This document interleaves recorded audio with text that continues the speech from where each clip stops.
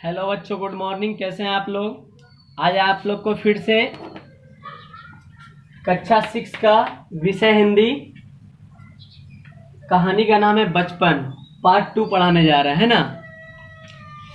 कक्षा 6 का विषय हिंदी पार्ट 2 पढ़ाने जा रहे हैं, जिसका नाम है बचपन। कहानी का क्या नाम है? बचपन। ये कहानी जो है, कहानी के लेखक हैं कृष्णा सोबती। कृष्णा सोबती कहते हैं वो अपने बचपन का याद इसमें बताया गया कि मेरा बचपन कैसा था, कितना हम क्या थे बचपन में। वो अपने खान पीन, रहन सहन सबके बारे में इन्होंने एक कहानी के माध्यम से बताते हैं कि रहन सहन, पहनावा ओढ़ावा उसका कैसा था और उसको क्या क्या बचपन में पसंद था ज़्यादा। मतलब कि सारी व्याख्या इसमें कहानी में उसके बारे में दिया गया है, जिनका नाम है कृष्णा सोबती। चलिए कहानी पढ़ते हैं, आप लोग ध्यान से सुनिएगा और समझिएगा, ठीक है ना। मैं तुम्हें अपने बचपन की ओर ले जाती हूँ। लेखिका कहती हैं, लेखिका जो कहानी की हैं कृष्णा सोबती, वो कहती हैं कि आज मैं तुम्हें अपनी बचपन की ओर ले जाती हूँ। मैं तुमसे कुछ इतनी बड़ी हूँ कि तुम्हारी दादी भी हो सकती हूँ, तुम्हारी नानी भी, तुम्हारी बुआ भी, तुम्हारी मौसी भी। परिवार में कुछ मुझे लोग जीजी कहकर भी ही पुकारते हैं। मतलब कृष्णा सरोवर बता रही हैं, सोबती बता रही हैं कि हम इतने बड़े हैं कि तुम्हारी दादी भी हो सकते हैं, मौसी भी हो सकते हैं, नानी भी हो सकते हैं, कुछ भी हो सकते हैं ना घर की। हाँ, मैं इन दिनों कुछ बड़ा बड़ा यानी उम्र में सियानी महसूस करने लगी हूँ। शायद इसलिए कि पिछली शताब्दी में पैदा हुई थी। मेरे पहनने ओढ़ने में भी काफ़ी बदलाव आए हैं। पहले मैं रंग बिरंगे कपड़े पहनती हूँ, नीली जामुनी, ग्रे वाली, चॉकलेटी। अब मन कुछ ऐसा करता है कि सफ़ेद पहने, गहरे नहीं, हल्के रंग। मैंने पिछले दशकों में तरह तरह की पोशाकें पहनी थी। पहले फ्रॉक, फिर निकर, वाटर स्कर्ट, लहंगे, गरारे और चूड़ीदार और घेरदार कुर्ते। मतलब ये लेखिका जो अपने बारे में बता रहे हैं कि बचपन मेरा पहनावा ओढ़ावा कैसा था। तो बताते हैं कि अब पहले मुझे रंग बिरंगा कपड़ा अच्छा लगता था। जब मेरा बचपन था तो मुझे लाल, पीला, हरा, ये सब, नीला, ग्रे कलर, जामुनी कलर, इसको अच्छा लगता था। लेकिन अब जब अगली शताब्दी में चली आई तो इसको ये सब पसंद नहीं है। अब सीधा सीधी ये सिंपल हल्का कलर में खोजती है पहनने के लिए, और फिर सफ़ेद रंग का खोजती है ये पहनने के लिए। लेखिका इसमें अपने कैसा कपड़ा पहनती है उसके बारे में बता रही है। अब आगे पैराग्राफ में है, बचपन में कुछ फ्रॉक तो मुझे अब तक याद है। बता रहे कि बचपन में जो हम फ्रॉक पहनते थे अभी तक मुझको कुछ याद है।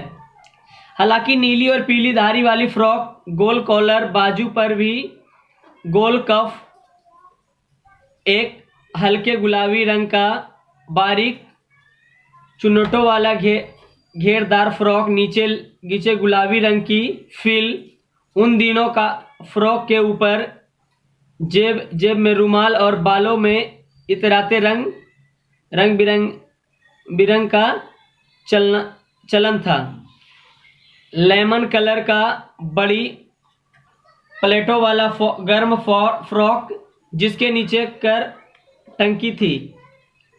2 ट्यूनिक भी मुझे याद है, एक चॉकलेटी रंग का और अंदर कोटी प्याजी, दूसरी गरे और उसके साथ सफ़ेद कोटी। मुझे अपने मोजे और स्कर्ट भी याद हैं, स्टॉकिंग भी याद है। मतलब इसे बता रहे हैं कि मुझे जो बचपन में पहनते थे हमको वो सब फ्रॉक क्या है अभी तक याद है। मुझे जूता भी क्या है याद है, और स्कर्टिंग भी क्या है याद है। वो बता रहे हैं कि जो हम पहनते थे बचपन में वो सब अभी तक हमको याद है। बचपन में हमें अपने मोजे खुद धोने पड़ते थे, वह नौकर या नौकरानी को नहीं दिए जा सकते थे। इसकी सख्त मनाही थी। मतलब बताए जाते हैं कि हम लोग जो जूता पहनते हैं, मोजा पहनते हैं, मोजा धोने का नौकरों को नहीं था, मोजा वो खुद खींचती थी। घर में अलाउ नहीं था कि नौकर से मोजा खिंचवाया जाए, धुलाया जाए, इसीलिए वो खुद धोती थी मोजा को। उसके बाद अगला पैराग्राफ में है, हम बच्चे इतवार की सुबह इसी में लगाते, धो लेने के बाद अपने अपने जूते पॉलिश करके चमकाते। जब जूते कपड़े या ब्रश से रगड़ते तो पॉलिश की चमक उभरने लगती। मतलब संडे के दिन, मतलब इतवार के दिन ये सब अपना जूता पॉलिश करती थी, मोजा धोती थी, यही सब काम उसका संडे को था। जैसे कोई भी बच्चा काम क्या रहता है, संडे को साफ कपड़ा जो गंदा हो जाता है स्कूल जाने में उसको साफ करना होता है कि नहीं, आप लोग का भी होता होगा। तो जूता पॉलिश करना ये सब कुछ संडे को ही दिन होता है, वही करती थी। अब आगे, हम बच्चे इतवार सरवर मुझे आज भी बूट पॉलिश करना अच्छा लगता है। हालांकि अब नई किस्म के शू आ चुके हैं, कहना होगा कि पहले से ज़्यादा आरामदेह हैं। हमें जब नए जूते मिलते उसके साथ ही छालों का इलाज शुरू हो जाता था। मतलब क्या गया, समय के साथ सब चीज़ धीरे धीरे क्या हो रहा है, बदल रहा है कि पहले और अभी में बहुत ही बदलाव आ गया है। बता रहे हैं कि पहले मुझे जूते जब नया मिलते थे तो उसके साथ छाला का इलाज भी चलना शुरू हो जाता था, क्योंकि नया जूता जब भी पहनता था तो पैर में जो है छाले उगने शुरू हो जाते थे। क्या होते थे, छाले उगने शुरू हो जाते थे। इसीलिए जब नया जूता मिलता था उसके साथ ही इसको छालों का इलाज भी शुरू हो जाता था। जब कभी लंबी सैर पर निकलते अपने पास रुई जरूर रखते। जूता लगाए तो कई रुई मोजे के अंदर। हाँ, हमारे तुम्हारे बचपन में तो बहुत फर्क हो चुका है। मतलब बताया गया है जब नया जूता लेते उसके साथ रुई भी रखते थे, मोजा के अंदर हम लोग रुई वह डाल लेती थी ताकि आरामदेह हो और फोका वोका नहीं हो, छाला वाला पैर में नहीं पड़े। अब आगे वो कहती हैं, हर शनिचर को हमें ऑलिव ऑयल और कैस्टर ऑयल पीना पड़ता था। यह एक मुश्किल काम था। शनिचर को सुबह से ही नाक में इसकी गंध आने लगती थी। मतलब बताया जाता है कि शनिवार के दिन इसको ऑलिव ऑयल और कैस्टर ऑयल पीना पड़ता था। ऑलिव ऑयल मतलब क्या होता है, जैतून का तेल, और कैस्टर ऑयल मतलब नारियल का तेल। मतलब शनिवार इसको, सैटरडे इसको ये वाला पीना पड़ता था तेल। छोटे शीशी के गिलास जिन पर ठीक खुराक के निशान पड़े रहते, उन्हें देखते ही मितली होने लगती। मतलब कि जैसे ही गिलास निकलना शुरू होता है हमारे अंदर क्या, और मितली मतलब होता है कुछ उर्वरा सा अति जैसा होना, घबरा जाना, है ना। क्योंकि कोई भी चीज पीने में हमको क्या लगता है, पहले खराब, दवाई की तरह जो लगता है हमको खराब लगता है। तुम्हें बताऊंगी कि हमारे समय में तुम्हारे समय में कितनी दूरी हो चुकी है। मतलब लेखिका बोल रहे हैं, अब तुम्हें हम बताएंगे कि हमारी बचपन में तुम्हारी बचपन में कितनी दूरियां हो चुकी है। यहाँ तक कि बचपन की दिलचस्पियां भी बदल गई है। यहाँ तक कि कुछ सब चीज बदल गई, लेकिन बच्चे में जो हम लोग का दिलचस्प रखते थे, अब तुम लोग उस सबको खोए जा रहे हो, उस सबको तुम लोग को पसंद अब नहीं है। याद रहे कि उन दिनों कुछ घरों में ग्रामोफोन थे, रेडियो और टेलीविजन नहीं थे। मतलब किसी के घर में रेडियो और ये टेलीविजन टीवी किसी घर में नहीं था। आजकल हम लोग मनोरंजन के लिए कभी टीवी देख लेते हैं, कभी गाना सुन लेते हैं, कभी ये कर लेते हैं। पहले ऐसा कुछ का व्यवस्था नहीं था। किसी ना किसी के घर में ग्रामोफोन हुआ करता था। ग्रामोफोन मतलब होता है एक कुछ सॉन्ग सुनने वाला मशीन टाइप का, है ना, वही होता है गाना सुनने का।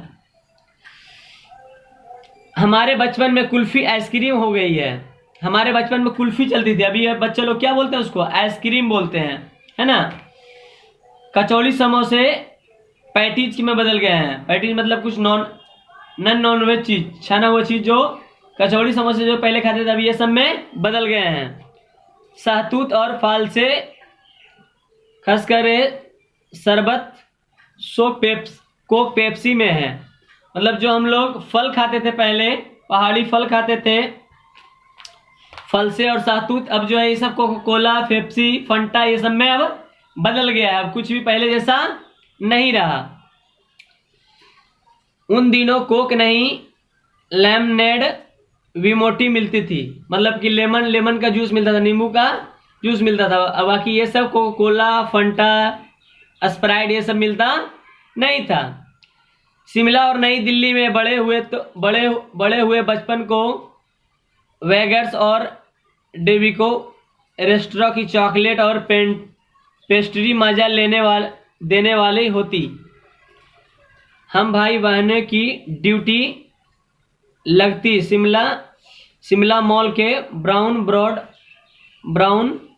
ब्रॉड लाने की। मतलब कि सप्ताह में एक दिन सब भाई बहन का उसका पारी आता था, जिसका ड्यूटी लगता था सप्ताह में एक दिन उसी को जा करके पाव रोटी वहां से लाना पड़ता था मॉल से जा करके। हमारा घर मॉल से ज्यादा दूर नहीं था, एक छोटी सी चढ़ाई और गिरजा मैदान पहुंच जाते थे। वहां के एक तराई उतरने पर मॉल पर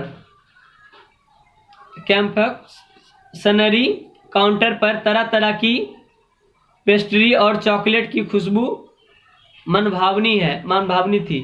मतलब कि जब हमारी घर से जो है मॉल ज़्यादा दूर नहीं था, आराम से एक चढ़ाव था, चढ़ाव से उतरते थे आराम से, फिर मॉल हम लोग पहुंच जाते थे, है ना। मॉल हम लोग पहुंच जाते थे। उसके बाद जो है दुकान पर जाते थे, शॉप पे, है ना, तो देखते थे चॉकलेट की महक हमको आ रही है। हमें हफ्ते में एक बार चॉकलेट खरीदने की छूट मिलती, क्योंकि हमेशा हफ्ता में एक ही बार सबका नियम बना हुआ था, कभी भाई का कभी बहन का। तो हफ्ता में एक दिन मॉल जाती थी, वहीं से वह चॉकलेट लाती थी। सबसे ज्यादा मेरे पास ही चॉकलेट, टॉफी और स्टॉक रहता। मैं चॉकलेट लेकर खड़े खड़े कभी नहीं खाती, घर लौटकर साइबर बोर्ड पर रख देती और रात में खाने के बाद बिस्तर में लेटकर मजा लेकर खाती। हम जो है चॉकलेट लाते थे तो आराम से घर में ला करके अलमारी पे रख देते थे, ना, अलमीरा पे। तो सबसे ज्यादा चॉकलेट मेरे पास ही था। हम आराम से लाते रख देते। उसके बाद रात का जब खाना खा लेते थे तो आराम से एक साइड में बैठ कर फिर चॉकलेट का मजा हम लेते थे। कौन बता रही है? सब लेखिका बता रही है अपने बचपन के बारे में।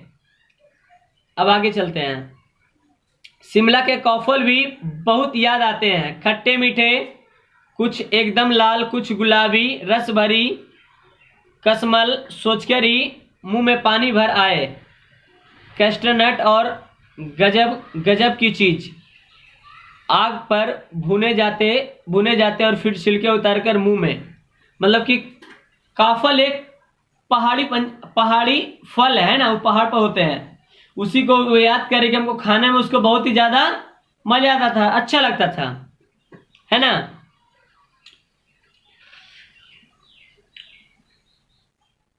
चने जोर गरम और अनारदाने का चूर्ण, हाँ चूर्ण, चने जोड़ गरम की पुड़ियां जो तब भी थी और आज भी नजर आती है। चना जोड़ गरम, हम लोग ट्रेन पे कहीं जाते हैं, बोलते चना जोड़ गरम बिकने आता है। चना का जो चपटा करके उसको बनाया जाता है। वो बता रही है लेखिका कि ये पहले भी बिकती थी और अभी भी बिकते आ रही है।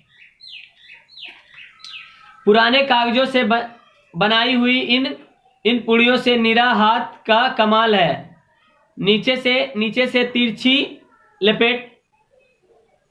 लपेटते हुए ऊपर की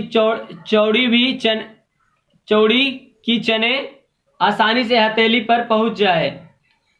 एक वक्त था कि जब फिल्म का गाना चना जोड़ गरम बाबू मैं लाया मजेदार चना जोड़ गरम, यह गाना उन दिनों स्कूल के हर बच्चे को आता था। बताया जा रहा है कि चना जोड़ गरम जब बेचता था नथी में, तो एक गाना भी है, आप लोग सुना होगा, नहीं सुने होंगे तो बता रहे हैं। चना जोड़ गरम बाबू मैं लाया मजेदार, चना जोड़ गरम बाबू मैं लाया मजेदार। जब वो लेखिका बोल रही कि हम पढ़ते थे स्कूल में, ये गाना बहुत ही सुपरहिट था, हर एक बच्चा के मुंह पर ये गाना था। अब आगे है ना, कुछ बच्चे पुड़िया पर तेज मसाला बुरकाते पूरा गिरजा मैदान घूम तक या पुड़िया चलाते, एक एक चना पापड़ी मुंह में डालते और कदम उठाने में एक खास की लय रफ्तार थी। मतलब कि एक बांध करके एक चनाचूर गरम दे दिया तो पूरा चक्कर हम लोग लगा लेते थे, फिर भी खत्म नहीं होता था, एक एक करके निकालते थे और आराम से उसको खाते थे। छुटपन में हमने शिमला रिज पर बहुत मजे किए, घोड़े की सवारी की। शिमला के हर बच्चे को कभी न कभी यह मौका मिल ही जाता था। मतलब बचपन में हम लोग शिमला की खूब सवारी की, मतलब घोड़ा पर बैठ करके शिमला में बहुत ज्यादा घूमे हैं। बचपन में हमेशा किसी न किसी को एक दिन मौका मिल ही जाता था। अब आगे, हम जाने क्यों घोड़े को कुछ कमतर करके समझते, उन पर हंसते। ननिहाल के घोड़े खूब हष्ट पुष्ट और खूबसूरत, इनकी बात फिर कभी। मतलब कि घोड़े को हम लोग जिस पर बैठते थे बहुत मजाक उड़ाते थे, क्योंकि हमारे ननिहाल का मतलब नानी घर का घोड़ा जो था पूरा हष्ट पुष्ट मतलब मजबूत ताकतवर घोड़ा था, लेकिन यहाँ वैसा देखने के लिए उसको नहीं मिलता था। शाम को रंग बिरंगे गुब्बारे, सामने जाखू का पहाड़, ऊंचा चर्च की घंटियां बजते तो दूर दूर तक उनकी गूंज फैल जाती। लगता इसके संगीत के ईश्वर यीशु स्वयं कुछ कह रहे हैं। मतलब कि ये सब जो खत्म, शाम के जब निकलते थे घर से बाहर तो हरा पीला लाल नीला गुब्बारा निकलता था सामने में ना, सामने में वहाँ बिकता था। उसके बाद जब गिर जाए, वहाँ सामने पहाड़ था, पहाड़ के ऊपर एक चर्च था। चर्च पर जब घंटी बजती थी तो लग रहा कि वो घंटी में पूरा का आवाज चल जाता था, पूरा कान में। सबको लगता था कि नहीं, भगवान यीशु जो है, प्रभु यीशु कुछ कह रहे हैं, कुछ हमको बुला रहे हैं, ऐसा लगता था उनके घंटी की आवाज में। अब आगे, सामने आकाश पर सूर्य अस्त हो रहा है, गुलाबी सुनहरे घाटियों नीले आसमान पर फैली रही है। दूर दूर तक फैले पहाड़ों के मुखड़े गाढ़े लगे, देखते देखते बत्तियां टिमटिमाने लगी है। रीच पर रौनक और मॉल की दुकानें चमक उठी है। क्या कहना, स्कैंडल फ्लाइट भी भीड़ में उभरता कोलाहल है। मतलब बताया गया कि जब शाम को निकलते थे सूर्यास्त होने के बाद बहुत सारा लाइट, बहुत सारा ऐसी चीज वहां पर मिलता था, देखने में लगता था मॉल एकदम पूरा जगमगा रहा है। क्या हो रहा है, पूरा जगमगा रहा है ना। अब आगे हम लोग पढ़ते हैं, चलिए अब आगे क्या था। अब आगे था सर्वर स्कैंडल फ्लाइट के ठीक सामने उन दिनों एक दुकान हुआ करती थी जिसमें शोरूम में शिमला कालका ट्रेन का मॉडल बना हुआ था। उसकी पटरियां, उन पर खड़े होकर छोटे छोटे डब्बे वाली ट्रेन, एक और लाल टीन की छत वाले स्टेशन और सामने सिंगल देता खंबा थोड़ी थोड़ी दूर पर बनी हुई थी। मतलब बताया गया है कि इसमें बता रही है लेखा कि सामने एक ट्रेन, मतलब कि कोई चीज का ये था, दुकान था जिसमें ट्रेन का भाग कुछ खिलौना जैसा बनता था। अब आगे, पिछली सदी में तेज रफ्तार वाली गाड़ी वही थी। मतलब बताया गया वो ट्रेन के बारे में। ट्रेन जो थी, सबसे पहले ट्रेन वहां के लिए वो देखी थी, वो बहुत ही स्पीड चलने वाली ट्रेन थी। कभी कभी हवाई जहाज भी देखने को मिलते, कभी कभी उसको उस समय भी हवाई जहाज देखने के लिए मिल जाते। दिल्ली में जब भी उनकी आवाज जाती बच्चे उन्हें देखकर बाहर निकलते। दिखता एक भारी भरकम पंछी उड़ा जा रहा है पंख फैलाकर, या देखो और वह गायब। उसकी स्पीड तो इतनी तेज लगती, हाँ गाड़ी के मॉडल वाले दुकान के साथ एक और दुकान, ऐसी दुकान थी जो मुझे कभी नहीं भूलती। यह दुकान जहां मेरा पहला चश्मा बना था, वहां आंखों के डॉक्टर अंग्रेज थे। बताया गया है कि ट्रेन तो ट्रेन, लेकिन हम लोग कभी कभी हवाई जहाज भी देख लेते थे। जब हवाई जहाज का आवाज़ होता था, जब पार होता था, आवाज़ आता था, तो हम लोग छत पे जाते थे और देखते थे पूरा आवाज़ में एक पंछी जो है पंख फैलाए जा रहे हैं, और तुरंत देखते थे, तुरंत फिर क्या हो जाता था, तुरंत में फिर गायब हो जाता था हवाई जहाज, है ना। और उसको एक दुकान और बताई गई इसमें, उसको कभी नहीं इसको भूल सकते, क्योंकि वह पहला चश्मा इनका वही बना था, है ना, वही दुकान में। वहाँ एक डॉक्टर थे जो अंग्रेज थे। डॉक्टर क्या थे वहाँ के? अंग्रेज थे। शुरू में चश्मा, अब आगे है ना, शुरू में चश्मा लगना बड़ा अटपटा लगा। छोटे बड़े मेरे चेहरे की ओर देखते और कहते, आंखों में कुछ तकलीफ है, इस उम्र में ऐनक दूध पिया करो। मैं डॉक्टर साहिब का कहा दोहरा देती, कुछ देर पहनोगी तो ऐनक उतर जाएगा। मतलब कि चश्मा उनके उस उम्र में लग गया बच्चा में, तो उसको सब लोग, बड़ा बच्चा सब पूछते थे कि आँख में कोई प्रॉब्लम है जो आप चश्मा पहनते हैं, बहुत कोई पूछता था ये सब बात। लेकिन वह डॉक्टर जो बताए थे कुछ दिन पहनिएगा फिर क्या हो जाएगा, उतर जाएगा आपका चश्मा, वही सबको ये आराम से बता देती थी, समझा देती थी, है ना। अब आगे, वैसे डॉक्टर साहिब ने पूरा आश्वासन दिया था कि, लेकिन चश्मा तो अब तक नहीं उतरा, नंबर बस कम ही होता रहा। मैं अपने आप इसकी जिम्मेवार हूँ। जब आप दिन की रोशनी को छोड़कर रात में टेबल लैंप के सामने काम करेगी तो इसके अलावा और क्या होगा। हाँ, जब पहली बार मैंने चश्मा लगाया तो मेरे एक चचेरे भाई ने छेड़ा, देखो कैसी लग रही है। मतलब कि इसके जिम्मेदार, चश्मा लगने में जिम्मेदार यही है। वह दिन में कुछ नहीं करती थी और रात में जब लैंप का रोशनी में, लांटे पहले तो लाइट बत्ती नहीं था, लैंप के रोशनी में वह सब काम करती थी, पढ़ती उड़ती थी, इसीलिए उसको चश्मा की जरूरत लग गया। ज़्यादा कुछ नहीं, माने चचेरा भाई था वही उसको परेशान कर एक बार किया था और बोलता, देखो चश्मा में कैसी लग रही है। चिढ़ाता था। कोई भाई बहन में प्यार होता है, मतलब कि ज़्यादा मिलनसार होता है तो चिढ़ाना शुरू हो जाता है ना, उसी तरह वो भी। आँख पर चश्मा लगाया है ताकि सूझे दूर की, या नहीं लड़की को मालूम सूरत बनी लंगूर की। मतलब चिढ़ाता था कि चश्मा इसलिए लगाइए इसको दूर की सूझे, है ना, दूर की नजर आ जाए, लेकिन ये लड़की को इतना नहीं पता कि चेहरा बन गया लंगूर की। चेहरा क्या बन गया? लंगूर की। मैं खींची मतलब मैं गुस्सा में, खींचना मतलब गुस्साना, है ना, कि मुझे यह क्यों दोहराया जा रहा है, पर शेर बुरा ना लगे। पर शेर बुरा नहीं था, अच्छा था, मुझे दोहराओ नहीं बार बार, लेकिन शेर जो था तुम्हारा बहुत ही अच्छा लगा। जब वह चाय पीकर चले गए तो मैं अपने कमरे में जाकर आईने के सामने खड़ी हो गई। कई बार अपने को देखा, ऐनक उतारी, फिर पहनी, फिर उतारी, देखती रही, सूरत बनी लंगूर की। नहीं, हा।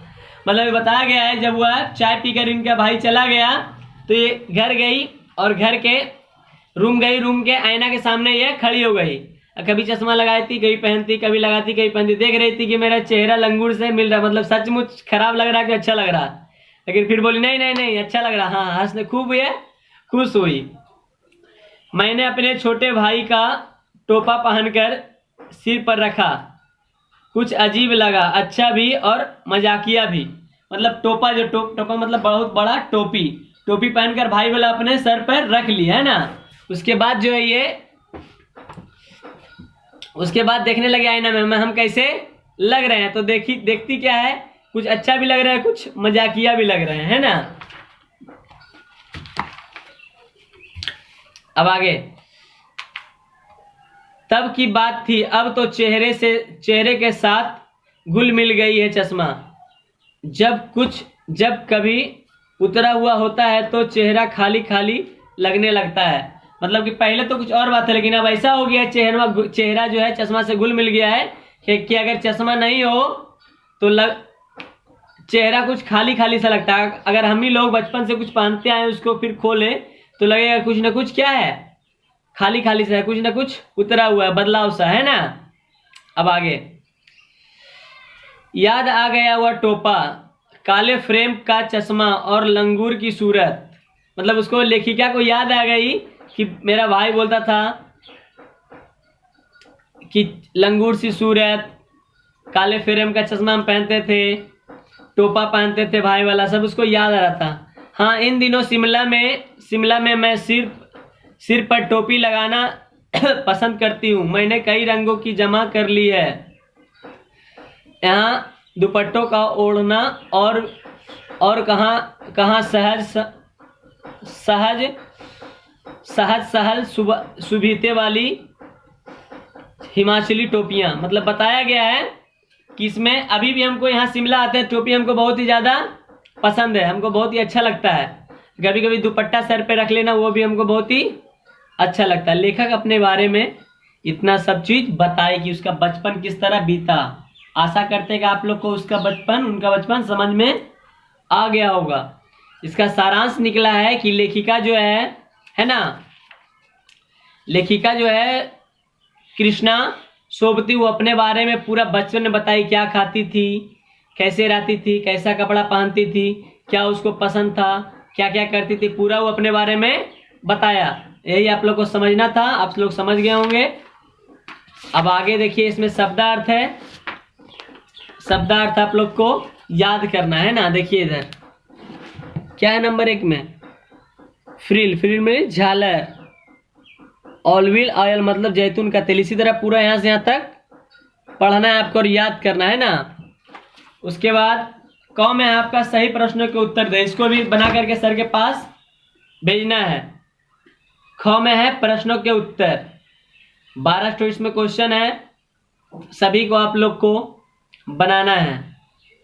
जो नहीं बनेगा वो फिर बताया जाएगा, लेकिन आप लोग कोशिश करें क्या हो कि बन जाए, है ना, कोशिश करें कि बन जाए। और इसमें पहला क्वेश्चन है, अपने बचपन के रविवार की सुबह लेखिका क्या क्या काम करती थी। तो अपने बचपन में लेखिका क्या क्या करती थी। रविवार को, संडे को मोजा धोती थी, शू पॉलिश करती थी, चमकाती थी, ये सब और वगैरह वगैरह काम हुआ करती थी, जो आप लोग को पढ़ाया गया, आप लोग को याद ही होगा, है ना। तो इसको बनाना है। उसके बाद है भाषा की बात। भाषा की बात में है संज्ञा। संज्ञा किसे कहते हैं, आप लोग को पढ़ाया गया है। संज्ञा में भाववाचक संज्ञा एक होता है, संज्ञा के 5 भेद है, 5 में एक क्या होता है, भाववाचक संज्ञा। तो इसमें कुछ क्रिया दिया हुआ है, उसका भाववाचक संज्ञा बनाना है ना, भाववाचक संज्ञा बनाना है। तो आप लोग बना करके इसको भेजिएगा, है ना। और है इधर है फिर निम्नलिखित अब नीचे लिखे वाक्यों के सामने प्रयुक्त विशेषण के भेदों को लिखें। विशेषण के भेद, जैसे मुझे 2 दर्जन केले चाहिए, कौन से विशेषण का, यही पूरा उसमें क्या करना है, लिखना है ना। तो आप लोग को कहानी मतलब बढ़िया से समझ में आ गया, है ना। आप लोग मन से पढ़िए और ज़्यादा से ज़्यादा HW जो मिलता है बना करके भेजिए। जहाँ पर दिक्कत हो वहाँ पर राउंड लगा करके या तो फिर कुछ टिक लगा करके उसको पूछिए, आप लोग को फिर से बताया जाएगा। आप लोग को प्रतिदिन क्लास करना है, सिर्फ संडे को छोड़ करके। और जितना HW मिलता है आप लोग उतना क्या करें, काम करें, उतना को बना करके सर के पास भेजें। जो आपको नहीं आता है उसको फिर क्या किया जाएगा, बताया जाएगा। चलिए, अब आप लोग को कहानी समझ में आ गया होगा। बचपन बढ़िया से इसको पढ़ना है एक बार और, घर से बढ़िया से एक बार और इसको क्या करना है, रिवीजन कर लेना है बढ़िया से पढ़ करके। उसके बाद जो है इसको जो HW मिला है आप लोग को, उसको फिर से क्या करना है, बनाना है ना। चलिए, थैंक यू। फिर अगले वीडियो में मिलते हैं हम। और अगला वीडियो आपका रहेगा ये नादान दोस्त, जिसके लेखक है प्रेमचंद्र, है ना। तो अगला नेक्स्ट वीडियो में वही आपको पढ़ाया जाएगा, 3रा चैप्टर। तब तक के लिए 2रा चैप्टर का आपको लोग को क्वेश्चन आंसर और भी सब चीज़ क्या करना है, कंप्लीट करना है। Thank you.